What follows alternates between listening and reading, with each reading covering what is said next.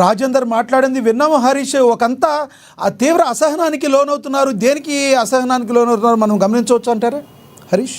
Right. ప్రధానంగా ఈటల రాజేందర్ వ్యాఖ్యలు చూడవచ్చు. అంటే కమిషన్ ముందు ఏ విధమైన అంశాలను ప్రస్తావించాలని కూడా మీడియాకి వివరించారు. దాంట్లో ప్రధానంగా బ్యారేజ్కు సంబంధించి కార్పొరేషన్ ఏదైతే కార్పొరేషన్ కాళేశ్వరం ప్రాజెక్ట్ కార్పొరేషన్ ఏర్పాటు చేసిందో ఆ నిధులకు సంబంధించి రాష్ట్ర ఆర్థిక శాఖకు ఎలాంటి సంబంధించి కూడా నిధులను వాడుకోలేదు. ఆ నిధులకు సంబంధించి కూడా వాళ్ళకు ప్రమేయం ఉండదని కూడా చెప్పడం జరిగింది. కార్పొరేషన్కి సంబంధించిన నిధులను కూడా ఇరిగేషన్ శాఖకి సంబంధం ఉంటుంది. ఇరిగేషన్ శాఖకు సంబంధించి తమకు దాంట్లో ఎలాంటి ప్రమేయం లేదని చెప్పారు. దాంతోపాటుగా కాళేశ్వరం ప్రాజెక్టుకు సంబంధించి కూడా సృష్టికర్త కేసీఆర్ అని కూడా చెప్పడం జరిగింది. కాళేశ్వరం ప్రాజెక్టులో మేడిగడ్డ, సుందిల్లా, అన్నారం బ్యారేజీలకు సంబంధించి అప్పుడు ఎన్ని నిధులు విడుదల చేశారు? మేడిగడ్డకు సంబంధించి 4,000 కోట్లు, అలాగే అన్నారం సుందిల్లా ప్రాజెక్టులకు సంబంధించి ఒకదానికి 2,000 కోట్లు, 2011 కోట్లకు సంబంధించి కూడా బ్యారేజీల నిర్మాణానికి సంబంధించి కూడా బడ్జెట్ను విడుదల చేశామని చెప్పారు. ఆ బడ్జెట్కు సంబంధించి కూడా పూర్తిగా ఆర్థిక శాఖకు ఉంటుంది. నిధులు విడుదల చేసిన నిధులకు సంబంధించి ఇరిగేషన్ శాఖకు వెళ్తుంది. పూర్తి స్థాయిలో ఆ అంచనాలన్నిటిని కూడా ఆర్థిక శాఖ విడుదల చేసిన నిధులు మాత్రమే ఆ వివరాలు ఆర్థిక శాఖ వద్ద ఉంటాయి. ఇరిగేషన్ శాఖకు సంబంధించి ఆ వివరాలని ఇరిగేషన్ శాఖ అధికారులకు సంబంధించి కావచ్చు, ఇంజనీర్లకు సంబంధించి వాళ్ళ వద్ద ఉంటాయని కూడా చెప్పడం జరిగింది. ప్రధానంగా కాళేశ్వరం ప్రాజెక్టుకు సంబంధించి కూడా గతంలో కమిషన్లు వేయడం జరిగింది. ఆ కమిషన్ రిపోర్టుకు సంబంధించి కూడా బహిర్గతం చేయలేదు. ఇప్పుడు సంబంధించి కూడా ఆయన ఏదైతే గతంలో ఏం చెప్పానో ఇప్పుడు కమిషన్ విచారణలో కూడా అలాంటి సంబంధించి కూడా అంశాలన్నింటినీ చెప్పాను. ఈ కమిషన్ రిపోర్టుకు సంబంధించి త్వరగా బయట పెట్టాలి. దీంట్లో దోషులుగా తేలే ఎవరైతే ఉంటారో వాళ్ళకి సంబంధించి కూడా చర్యలు తీసుకోవాలని కూడా చెప్పడం జరుగుతూ ఉన్నది. మొత్తంగా ఒక సస్పెన్స్ అయితే కొనసాగుతాను. ఎందుకంటే గతంలో ఆర్థిక శాఖ మంత్రిగా పనిచేశారు. ఆర్థిక పరమైన అంశాలనే ప్రస్తావించారు. ఒకవైపు ప్రాజెక్టు రీడిజైన్కి సంబంధించి కూడా కమిషన్ ప్రశ్న వేయడం జరిగింది.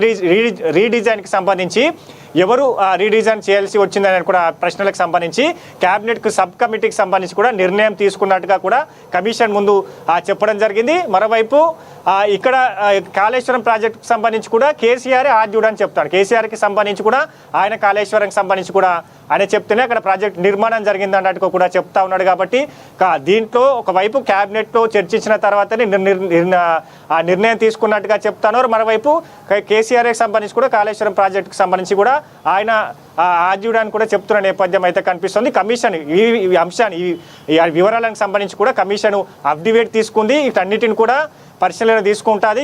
రేపు ఏదైతే 9వ తేదీకి జరగబోయే హరీష్ రావుకి సంబంధించి కూడా ఇరిగేషన్ శాఖ మంత్రిగా పనిచేశారు. కాబట్టి ఇప్పుడు ఆర్థిక శాఖకు సంబంధించిన లావాదేవీలు వాటన్నిటికి పైన కూడా ఈరోజు ఈటెల వివరించడం జరిగింది. ఇరిగేషన్ శాఖకు సంబంధించి కూడా కార్పొరేషన్ నిధులపైన కూడా ఆరోపణలు వచ్చాయి. కాబట్టి వాటన్నిటిని ఇరిగేషన్ శాఖకు తెలుస్తాయని చెప్పడం జరిగింది. కాబట్టి హరీష్ రావుకి సంబంధించి కూడా ఇరిగేషన్కు శాఖకి సంబంధించి కూడా ప్రశ్నలు వేసే అవకాశం అయితే ఉన్నది. దాని తర్వాత కేసీఆర్కి సంబంధించి కూడా కాళేశ్వరం ప్రాజెక్టు పదే మాజీ సీఎం కేసీఆర్ కాళేశ్వరం ప్రాజెక్టు నిర్మాణం నేనే చేశాను, నేనే ఇంజనీర్గా పనిచేశాను కూడా పదే బహిరంగ సభా వేదిక కూడా చెప్పడం జరిగింది. కాబట్టి పూర్తి స్థాయిలో ఇరిగేషన్ శాఖ, ఆర్థిక శాఖ, మాజీ సీఎం కేసీఆర్కి సంబంధించిన అంశాలన్నిటి తర్వాత కూడా విచారణ కమిషన్ ఏ విధమైన నిర్ణయాన్ని తీసుకుంటే ఇప్పటికే దీంట్లో చాలా వరకు ఆరోపణలు ఎదుర్కొంటా వాళ్ళు కూడా ఏదైతే జైల్లో ఉన్నారు. కొంతమంది వాళ్ళపైన ఈడీ రైట్స్ జరిగాయి. దీంట్లో దోషులుగా తేలారు. అక్రమ ఆస్తులు ఉన్నట్టుగా కూడా తేలడం జరిగింది.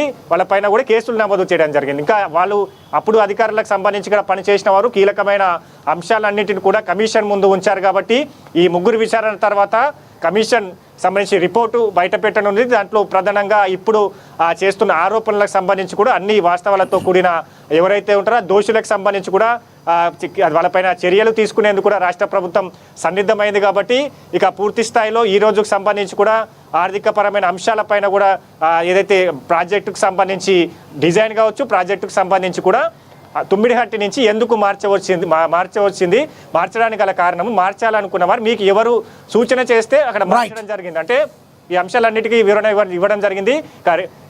ఎల్లుండి అయితే 9వ తేదీకి సంబంధించి కూడా హరీష్ రావు విచారణ ఉండబోతుంది.